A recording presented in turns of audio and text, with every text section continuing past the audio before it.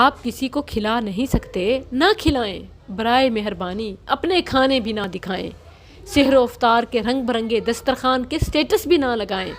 ہماری شریعت میں تو اپنے جتنے کھانے میں بھی تھوڑا پانی ڈال کر شوربہ بنا کر ہمسائے کو دینے کا حکم ہے۔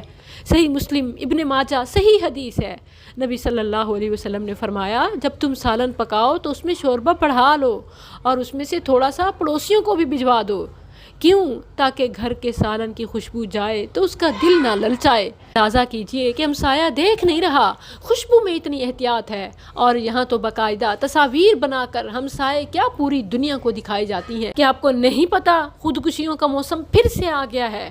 ابھی کل کا واقعہ ہے، حاصل پور میں ایک شہری نے بھوک سے تنگ ہو کر پہلے اپنی بیوی اور بچوں کو مارا، پھر اپنی جان لے لی۔ خبر بننا، افسوس کرنا تو دور، کسی نے وہاں جا کر فوٹو سیشن جتنی بھی تعزیت نہیں کی۔ اللہ کے لیے بے شک نہ کھلائیں، مگر ڈی پی تو نہ لگائیں، زخموں پر نمک تو نہ چھڑکیں۔ ایک اور اہم بات، اگر ابھی بھی آپ کے دسترخوان پر افطار ٹائم میں کوک، پیپسی، 7 اپ، ملک سوڈے پیے جا رہے ہیں، اسرائیلی مصنوعات کی بھرمار ہے، تو 4 ماہ سے 24 گھنٹے کا روزہ رکھنے والے، رمضان سے پہلے روزوں میں رہنے والے فلسطینیوں کے ساتھ ہمدردی کے سٹیٹس لگانے کا آپ کو کوئی حق نہیں ہے۔ آپ کسی